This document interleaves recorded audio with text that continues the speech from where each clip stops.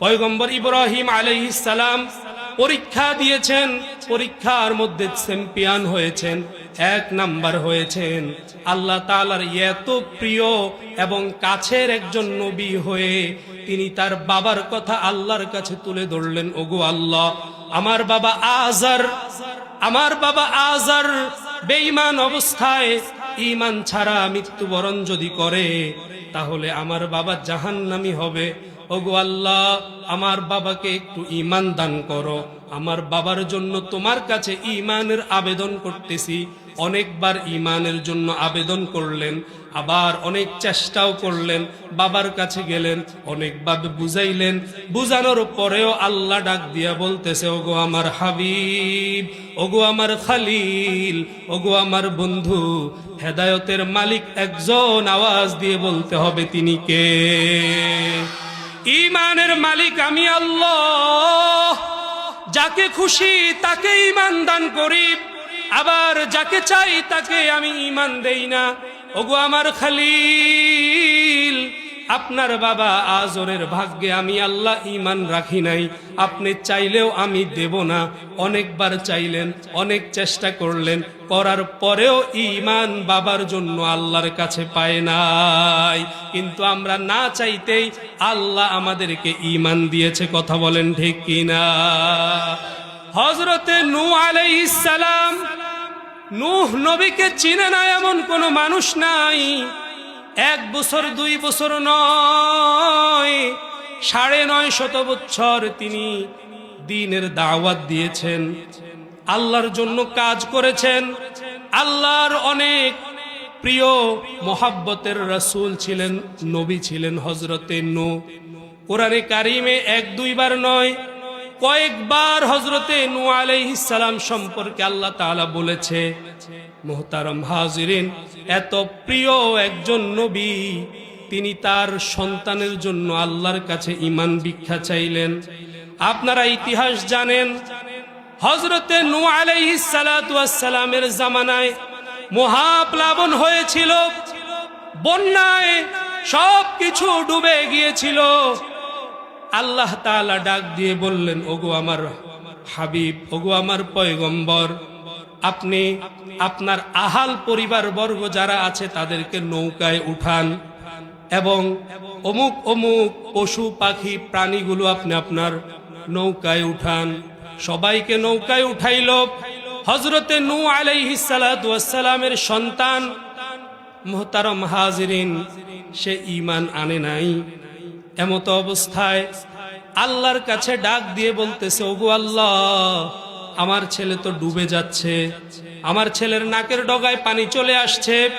ওগো আল্লাহ, আমার ছেলের মাথার উপরে পানি উঠে যাচ্ছে, কিছুক্ষণের মধ্যে হাবুডুবু খেয়ে আমার ছেলে অতল গহ্বরে তলিয়ে যাবে।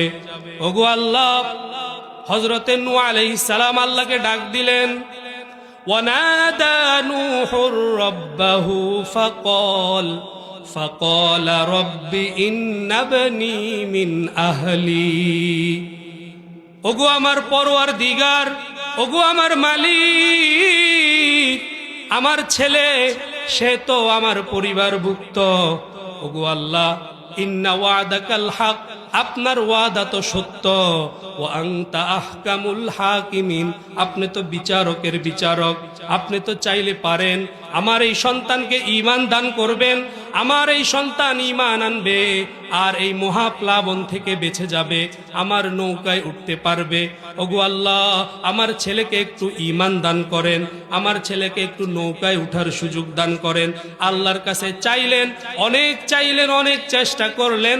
আল্লাহ তাআলা ডাক দিলেন, ওগো আমার নূহ, ক্বালা ইয়া নূহ, হে নূহ, ইন্নাহু লাইসা মিন আহলিক। আপনি যাকে আপনার পরিবারভুক্ত মনে করছেন সে কখনোই আপনার পরিবারভুক্ত নয়। ছেলে হইলেই পরিবারভুক্ত হওয়া যায় না, মেয়ে হইলেই পরিবারভুক্ত হওয়া যায় না। ইন্নাহু আমালুন গায়রু সালেহ, আপনার এই ছেলে অসৎ কাজে কুলুষিত, অন্যায় অবিচারের সাথে লেগে থাকে, আপনার এই ছেলে আপনাকে মানে না, নেক কাজ করে না, এই ছেলে কখনোই আপনার পরিবারভুক্ত হতে পারে না। আমার ভাইয়েরা, যারা অভিভাবক রয়েছেন, আমার বাবারা, আমার ভাইয়েরা, ও আমার মা, আপনারা কষ্ট করে সন্তান জন্ম দিয়েছেন, সন্তানগুলোকে নিজেদের পরিবারভুক্ত মনে করেন।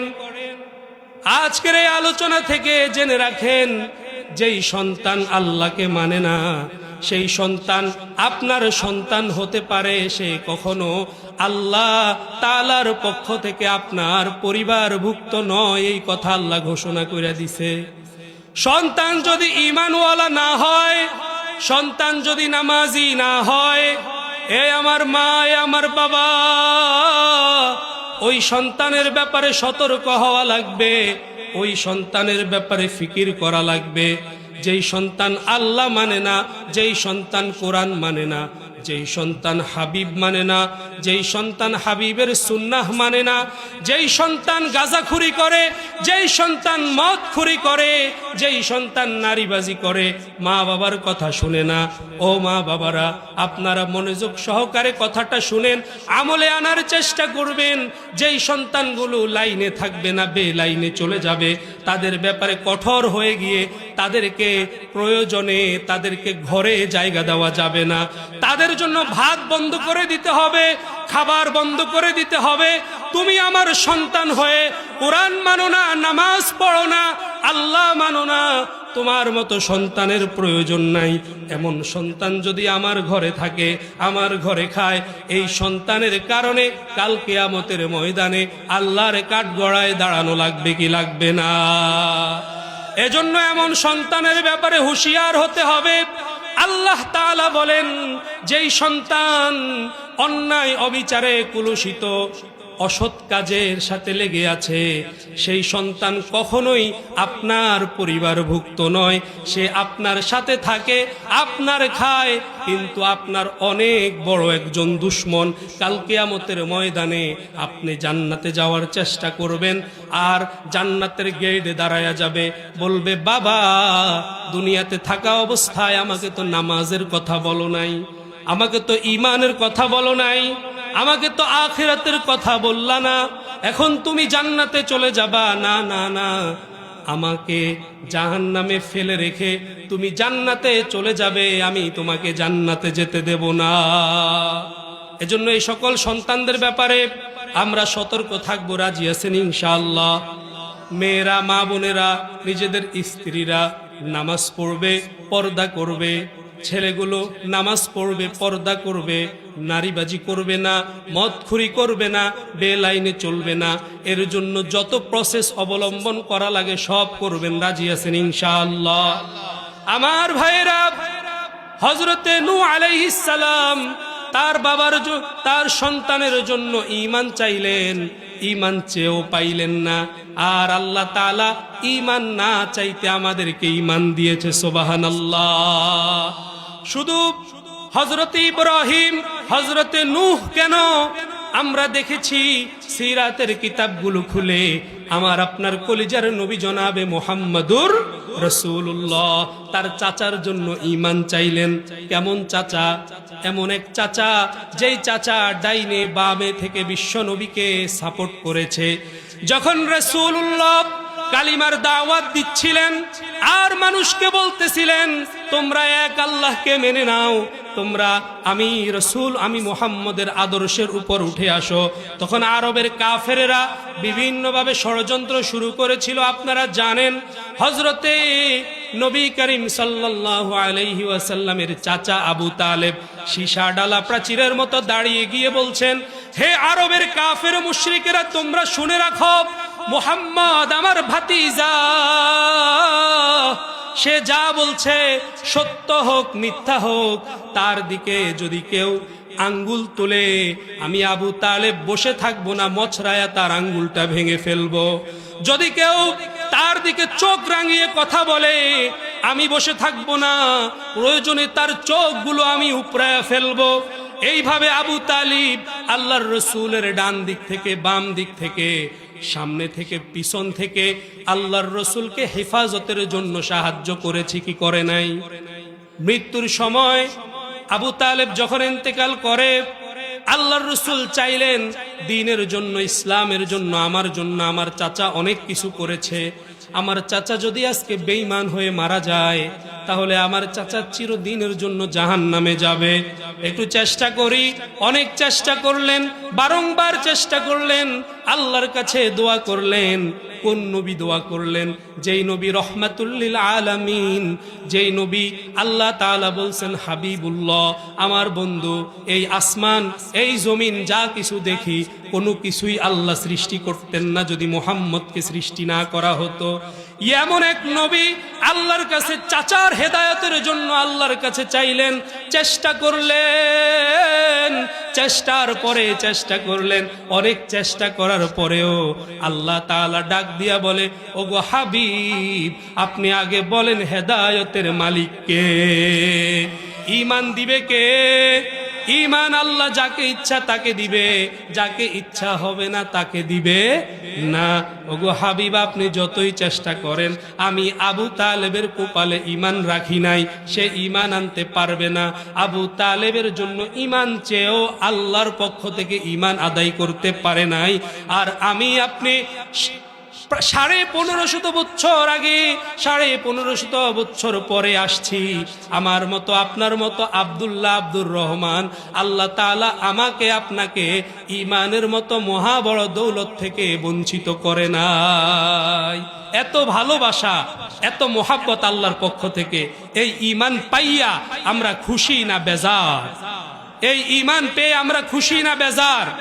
এজন্য আজকের এই মাহফিল থেকে নিয়ত করতে হবে যে কোনোভাবে ঈমান যেন নষ্ট না হয়, কোনোভাবে ঈমান যেন বের হয়ে না যায়, কোনোভাবে ঈমান যেন বিক্রি হয়ে না যায়। এর জন্য চেষ্টা করবেন, মেহনত করবেন। রাজি আছেন ইনশাআল্লাহ? মুহতারম হাজিরিন, আল্লাহ তাআলা এই ঈমান দিয়েছেন, ঈমানের মর্যাদা দিতে হবে, ঈমানের মূল্যায়ন করতে হবে, ঈমান ধইরা রাখতে হবে। মুহতারম হাজিরিন, কষ্ট করে যেটা অর্জন হয় সেটার কদর থাকে, কিন্তু আমরা কষ্ট ছাড়া না চাইতে ঈমান পেয়েছি, এজন্য ঈমানের কোনো কদর আমাদের কাছে নাই। মুহতারম হাজিরিন, ঈমান এত মূল্যবান সম্পদ। যদি ঈমান থাকে তাহলে জান্নাতে, ঈমান যদি না থাকে তাহলে বান্দারে ঠিকানাটা হয়ে যাবে জাহান্নামে। ঈমানের কালিমা কি? ঈমানের কালিমা লা ইলাহা ইল্লাল্লাহু মুহাম্মাদুর রাসূলুল্লাহ। এই কালিমা সবাই পারি তো? এত মূল্যবান এই কালিমা, এই কালিমা কেউ যদি ইয়াকিনের সাথে পড়ে নেয় তাহলে তার ঠিকানা কোথায়? জান্নাত হবে তার ঠিকানা। এত ওজন, এত মূল্যবান এই কালিমা। হযরতে মূসা পয়গম্বর আল্লাহর সাথে প্রায় সময় কথা বলতেন। মূসা আলাইহিস সালাম আল্লাহর কাছে বললেন, ওগো আল্লাহ, এমন একটা জিকির আমাকে দেন, এমন একটা বাক্য আমাকে দেন যেই বাক্যটা স্পেশাল হবে এবং আমি জানবো আর আপনি জানবেন, এই কালিমার ওজন সবচাইতে বেশি হবে। এরকম একটা জিকির আমাকে দান করেন, এরকম একটা কালিমা আমাকে দান করেন। আল্লাহ তাআলা বললেন, ও মূসা বলো লা ইলাহা ইল্লাল্লাহ। হযরতে মূসা আলাইহিস সালামকে এই কালিমা দেওয়ার পরে তিনি বললেন, ওগো আল্লাহ, আমি চাইলাম একটা স্পেশাল জিকির, আপনি তো দিলেন একটা আন্তর্জাতিক জিকির, আপনি তো দিলেন একটা ইন্টারন্যাশনাল জিকির, এটা তো সবাই জানে। আল্লাহ তাআলা পয়গম্বর হযরতে মূসাকে ডাক দিয়ে বলে, ও মূসা, যেই কালিমা আমি তোমাকে দিয়েছি, এই কালিমাটা যদি এক পাল্লায় রাখা হয়, আরেক পাল্লায় যদি আসমান জমিন সহ এর মধ্যে যা কিছু আছে সব কিছু যদি আরেক পাল্লায় রেখে দাও, তারপরেও এই কালিমার ওজন সব চাইতে বেশি হবে। জোরে জোরে বলেন সুবহানাল্লাহ। এত দামি একটা কালিমা, এই কালিমার ওজন এত বাড়ার কারণ কি? কারণ এই কালিমা শুধু পড়লেই হবে না, এই কালিমার অর্থ বুঝতে হবে। কালিমায়ে তাইয়্যিবা লা ইলাহা বললাম, আর লা ইলাহা ইল্লাল্লাহর অর্থটা কয়েক রকম হয়ে থাকে, কয়েকটা জিনিস এখানে নিষিদ্ধ হয়। এক নম্বরে লা ইলাহা বলার দ্বারা আমি এই বিশ্বাস করতে হবে, এই স্বীকারোক্তি দিতে হবে যে আল্লাহর অস্তিত্ব আছে, আল্লাহ একজন আছে। কথা বলেন ঠিক কিনা? আমাদের আল্লাহ আছে না নাই? লা ইলাহা ইল্লাল্লাহর মাধ্যমে আমি বলে দিলাম আমাদের আল্লাহ আছে। দুই নাম্বার বলে দিলাম লা ইলাহা ইল্লাল্লাহ মানে হলো এই পৃথিবীতে যতজন পরিচালক আছে, পরিচালকের পরিচালক একজন, তিনি কে? এই পৃথিবীতে প্রতিপালক অনেকেই আছে, তবে সকল প্রতিপালকের প্রতিপালক মহা প্রতিপালক কে? এই পৃথিবীর মালিক অনেকেই আছে, কেউ বলে এই জায়গার মালিক আমি, কেউ বলে আমি ওই বাড়ির মালিক। আল্লাহ বলে, এই যারা মালিক আছো, আমি আল্লাহ তোমাদের সবার মালিক। তাবারাকাল্লাযী বিয়াদিহিল মুলকু ওয়া হুয়া আলা কুল্লি শাইইন কদির। আসমান এবং জমিনের একমাত্র মালিকানা কার হাতে? আল্লাহর হাতে। এই তামাম পৃথিবীর একমাত্র প্রতিপালক পরিচালক একজন, আওয়াজ করে বলতে হবে তিনি কে? তাহলে এক নম্বরে আল্লাহর অস্তিত্ব আছে না নাই? আল্লাহ একজন আছে না নাই? দুই নাম্বার কথা হলো আমাদের সবার রব, রব তথা প্রতিপালক পরিচালক তথা মালিক একজন, আওয়াজ করে বলতে হবে তিনি কে? লা ইলাহা ইল্লাল্লাহ বলার মাধ্যমে আমি তিন নম্বরে যেই স্বীকারোক্তি দিলাম এবং হৃদয়ের মধ্যে বিশ্বাস স্থাপন করলাম, সেটা হলো একমাত্র শুধুমাত্র ইবাদতের উপযুক্ত একজন, তিনি কে? এই কপালটা যদি নত করতে হয় তাহলে একজনের সামনে করব, তিনি কে? এই লা ইলাহা ইল্লাল্লাহর দ্বারা এই স্বীকারোক্তি দিলাম এবং এই বিশ্বাস স্থাপন করলাম যে একমাত্র শুধুমাত্র ইবাদতের উপযুক্ত আল্লাহ। নাকি খাজা বাবা? ইবাদতের উপযুক্ত কে? এই সেজদার উপযুক্ত কে? বাদহের সাজ দাগাশ বার জমি বুদ, বাবা তেনে মসজিদ আরশে বরিবুদ।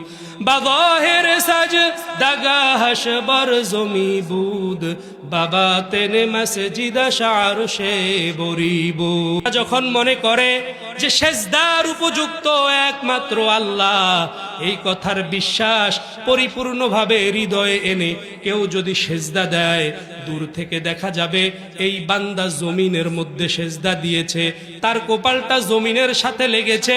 কিন্তু আমার ভাইরা, যখন সে সেজদা দিবে একমাত্র আল্লাহর জন্য, তখন ওই সেজদাটা, ওই কপালটা জমিনের সাথে গিয়ে লাগে না, বরং ওই কপালটা সরাসরি আল্লাহর আরশের সাথে গিয়ে মিলিত হয়। সুবহানাল্লাহ। সেজদা দিয়েছি জমিনে, কিন্তু বাস্তবিক পক্ষে ওই সেজদাটা গিয়ে আল্লাহর আরশের সাথে মিলিত হবে কখন? যখন হৃদয়ে মনে প্রাণে এই বিশ্বাস হবে যে সেজদা পাওয়ার উপযুক্ত একমাত্র একজন, আওয়াজ করে বলেন তিনি কে? বাদহের সাজ দাগাশ বার জমি বুদ, বাবা তেনে মসজিদ আরশে বরিবুদ। এটা গেল তিন নাম্বার। চার নম্বরে যখন লা ইলাহা ইল্লাল্লাহ বললাম, তখন এই সাক্ষ্য দিলাম যে আল্লাহ তাআলার যতগুলো সিফাত আছে সবগুলো এর অন্তর্ভুক্ত হবে। আল্লাহ ছাড়া কোনো ইলাহ নাই, লা ইলাহা আই লা রাজ্জাক, আল্লাহ ছাড়া কোনো রিজিক দাতা এই জমিনে নাই। রিজিকের মালিক কে? আমাদেরকে খাওয়ায় কে? আমাদেরকে, আমাদের সন্তানকে, আমাদের পূর্বপুরুষদেরকে, আমাদের ভবিষ্যৎ প্রজন্মকে, সবার রিজিকের মালিক একজন। আওয়াজ করে বলতে হবে তিনি কে। এইভাবে আল্লাহর যত গুণাগুণ রয়েছে এই গুণাগুণগুলোকেও স্বীকার করা, এগুলোকেও বিশ্বাস করা, এই চারটা জিনিস নিয়ে যদি আপনি আমি কালিমা পড়তে পারি তাহলে এই কালিমার ওজনটা অনেক বেশি। আল্লাহর রাসূল সাল্লাল্লাহু আলাইহি ওয়াসাল্লাম বলেন যে এরকম বিশ্বাস নিয়ে এই সবগুলো বিশ্বাস একত্রিত করে যদি কেউ কালিমা পড়ে, ওই কালিমা পড়ার কারণে ওই বান্দার ঠিকানা হবে আল্লাহর জান্নাত। সুবহানাল্লাহ। মুহতারাম হাজিরিন, ইমানের আলোচনা কেন করতেছি? ইমান সবার আগে, ইমান সবার আগে। ইমান ছাড়া নামাজ কবুল হবে না। সামনে রমজান মাস আসতেছে, রমজানের রোজা রাখবো, আগে ইমান লাগবে, পরে রোজা। কথা বলেন ঠিক কিনা? এজন্য ইমানকে সংশোধন করতে হবে, ইমানের মুজাকারা বেশি বেশি করতে হবে। আল্লাহর রসুল বলতেছে, ও আমার সাহাবীরা, জাদ্দিদু ঈমানাকুম, ও আমার সাহাবীরা তোমরা তোমাদের ঈমানকে নবায়ন করো, ঈমানকে গোসা মাজা করো। ইয়া রাসূলুল্লাহ, ইয়া হাবিবাল্লাহ, ঈমানকে কিভাবে নবায়ন করব, কিভাবে গোসা মাজা করব? আল্লাহর রসুল বলেন, আল্লাহর কথা তোমরা বেশি বেশি করো, আল্লাহর মুজাকারা বেশি বেশি করো, আল্লাহর কথা বেশি বেশি বলো, বেশি বেশি শুনো। আল্লাহর কথা বেশি বেশি শুনলে, বেশি বেশি বললে, মুজাকারা বেশি বেশি করলে পরে তোমাদের ঈমানকে আল্লাহ চাঙ্গা করে দিবে। মুহতারাম হাজিরিন, আমি আপনাদের সামনে সূরাতুস সাফের 10 এবং 11 নম্বর আয়াত তিলাওয়াত করেছি। আল্লাহ তাআলা আমাকে আপনাকে একটা ব্যবসা শিখাবে। কি শিক্ষা দিবে? একটা ব্যবসা শিক্ষা দিবে। আল্লাহর আযাব থেকে সবাই বাঁচতে চান তো? জাহান্নামের আযাব থেকে বাঁচতে চান তো? জাহান্নামের আযাব সহ্য করার মতো নয় রে ভাই, এত মারাত্মক আযাব। দুনিয়ার আগুনে 1 সেকেন্ড হাতের আঙ্গুল দেওয়া যায় না, এত কঠিন, এত শক্ত। জ্বালায়া দেয়, পুরায়া দেয়। দুনিয়ার এই আগুনের থেকেও 70 গুণ পাওয়ারফুল হবে জাহান্নামের আগুন। কথা বলেন ঠিক কিনা? ওই আগুন সহ্য করা কি কোনোভাবে সম্ভব? জাহান্নামের আযাব আমরা সহ্য করতে পারবো না। যেহেতু পারবো না, আল্লাহ বলতেছে ওই আযাব থেকে যদি বাঁচতে চাও, আমি আল্লাহ তোমাদেরকে একটা ব্যবসা শিখাবো। ওই ব্যবসাটা করবেন তো সবাই? ব্যবসা করতে রাজি আছেন তো সবাই? দুনিয়ার ব্যবসায়ীরা ব্যবসা করে সফল হয়, আবার অনেকেই সফল হয় না। কিন্তু জাহান্নামের আযাব থেকে বাঁচার জন্য ব্যবসা করলে যিনি আমাদেরকে সফলতা দান করবে তিনি কে? আল্লাহ তাআলা ব্যবসা শিখাইতেছে কঠিন যন্ত্রণাদায়ক আযাব থেকে বাঁচার জন্য। আল্লাহ তাআলা ডাক দিয়ে বলতেছেন, ইয়া আইয়ুহাল্লাযীনা আমানু হাল আদুল্লুকুম আলা তিজারাতিন তুজিকুম মিন আযাবিন আলীম। হে ঈমানদাররা, আমি আল্লাহ তোমাদেরকে কি এমন এক ব্যবসার সন্ধান দেব যেই ব্যবসাটা তোমাদেরকে আমি আল্লাহর কঠিন আযাব থেকে মুক্তি দান করবে। মুহতারাম হাজিরিন, আল্লাহর কঠিন আযাব থেকে বাঁচার জন্যই তো আজকের এই মাহফিল করা, আজকের এই মাহফিলে আসা, এই মাহফিলে বসা, সময় দেওয়া। কারণ সবার ভিতরে জাহান্নামের আযাবের ভয় আছে না নাই? জাহান্নামের আযাবের ভয় সবার আছে, এজন্য মাহফিলে আসছি, কোরআনের কথাগুলো শুনতেছি, মাহফিলে বসে বসে আমরা ওয়াজ শুনি, চতুর্দিকে ফেরেশতারা আমাদের গুনাহ ক্ষমা করানোর জন্য আল্লাহর কাছে আমার আপনার জন্য মাগফিরাতের দোয়া করতেছে। সুবহানাল্লাহ। এদিক দিয়ে আবার আল্লাহ তাআলা আসমানে ফেরেশতাকে ডেকে বলতেছে, হে আমার ফেরেশতারা, পারুলিয়া চকে তাকায়া দেখো কোরআনের মাহফিল হইতেছে, এই মানুষগুলো এখানে বসে আছে কেন?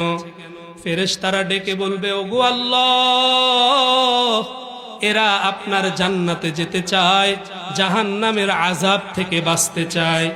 জাহান্নামের আযাব থেকে বাঁচতে চান তো সবাই? আল্লাহ তাআলা বলবে, ও ফেরেশতা, তারা কি আমার জান্নাত দেখেছে, জাহান্নাম দেখেছে? ফেরেশতারা বলবে, না মালিক, তারা তো দেখে নাই। আল্লাহ বলে, ওগো আমার ফেরেশতারা, তোমরা সাক্ষী থাকো, যেই মানুষগুলো পারুলিয়া চকের 31 তারিখের মাহফিলে বসে বসে বয়ান শুনতেছে, অনেকেই রাগ করে মাহফিলে আল্লাহর সাথে রাগ করে তারা আসতেছে না, তারপরেও ঘরে বসে বসে কান পেতে আলোচনা শুনতেছে, কারণ আল্লাহর আলোচনা শুনতে মজা লাগে। আরবের কাফেরেরা রাসূলুল্লাহর বিরোধিতা করেছেন, আল্লাহর বিরোধিতা করেছেন, তারপরেও যখন রাসূলুল্লাহ কোরআন তেলাওয়াত করতেন, কোরআনের আলোচনা করতেন, চুপিসারে আইসা কান লাগায়া আল্লাহর কথাগুলা শুনতেন। অনেকে আসতে পারে নাই, শুনতেছে, মা বোনেরা শুনতেছে। সবার উদ্দেশ্য একটাই, যে আল্লাহর আযাব থেকে আমরা বাঁচতে চাই। কথা বলেন ঠিক কিনা? আল্লাহ তাআলা ফেরেশতাদেরকে সাক্ষী রেখে বলবে, ও ফেরেশতারা, তোমরা সাক্ষী থাকো, আমার যেই বান্দাগুলো জাহান্নামের আযাব থেকে বাঁচার জন্য মাহফিলে বসে বসে কোরআনের আলোচনাগুলো শুনতেছে, তোমরা সাক্ষী থাকো, মাহফিল শেষ হওয়ার আগে আগে আমি আল্লাহ তাদের জিন্দেগীর সব গুনাহ মাফ করে দিয়ে তাদের নামটা জাহান্নামের খাতা থেকে কেটে জান্নাতীদের খাতায় তুলে দিব। সুবহানাল্লাহ। মুহতারাম হাজিরিন, তাহলে জাহান্নামের আযাব থেকে বাঁচার জন্য আল্লাহ ব্যবসা শিখাবে। 10 নম্বর আয়াতে প্রশ্ন করলেন, হাল আদুল্লুকুম, আমি কি তোমাদেরকে সন্ধান দেব এমন একটা ব্যবসার? 11 নম্বর আয়াতে আল্লাহ ব্যবসা শিখাইতেছে। সবার আগে আল্লাহ তাআলা বলতেছেন, তুমিনুনা বিল্লাহ। 1 নম্বর ব্যবসা হলো আল্লাহর উপরে তোমরা ঈমান আনো। ঈমানের ব্যবসা সবার আগে কি? ঈমান। ঈমান সবার আগে। এজন্য আল্লাহ তাআলা বলতেছে, তুমিনুনা বিল্লাহ, আমি আল্লাহর উপরে ঈমান আনো। ঈমান বিল্লাহ, এটা সবার আগে, এটা সবার আগে। এজন্য আমি বলেছিলাম যে আমরা শুধু কালিমা পড়ি, লা ইলাহা ইল্লাল্লাহ পড়ি, আর মনে করি জান্নাতে চলে যাব। জান্নাতে যাওয়া এত সোজা নয়। যদি সোজা হইতো, আল্লাহ তাআলা ব্যবসা শিখাইতেছে কাদেরকে? ঈমানদারদেরকে। সবার আগে ডাক দিছে, ইয়া আইয়ুহাল্লাযীনা আমানু, হে ঈমানদারেরা, তোমরা ব্যবসা শিখো। কি ব্যবসা? আল্লাহ বলতেছে, তুমিনুনা বিল্লাহ, আল্লাহর উপরে ঈমান আনো। যদি ঈমান আনতেই হয়, তাহলে শুরুতে ইয়া আইয়ুহাল্লাযীনা আমানু, ঈমানদার বলে ডাক দিলেন কেন? ঈমানদার বলে ডাক দিয়ে আবার তুমিনুনা বিল্লাহ, ঈমান আনতে বললেন কেন? ঈমানদার বলে ডাক দিয়ে আবার বলতেছে তুমি ঈমান আনো। মুহতারাম হাজিরিন, এর সর্ব উৎকৃষ্ট ব্যাখ্যা হলো, যারা মনে করে আমি লা ইলাহা ইল্লাল্লাহ পড়ে ঈমানদার হয়ে গিয়েছি, ওরকম ঈমানদারদেরকে ডাক দিয়া বলতেছে, শুধু লা ইলাহা ইল্লাল্লাহ পড়লেই কাবিল ঈমানদার হওয়া যায় না, বরং তোমরা ঈমানকে মজবুতির সাথে শক্তভাবে শিরিক মুক্ত, রিয়া মুক্ত ঈমান আনয়ন করো।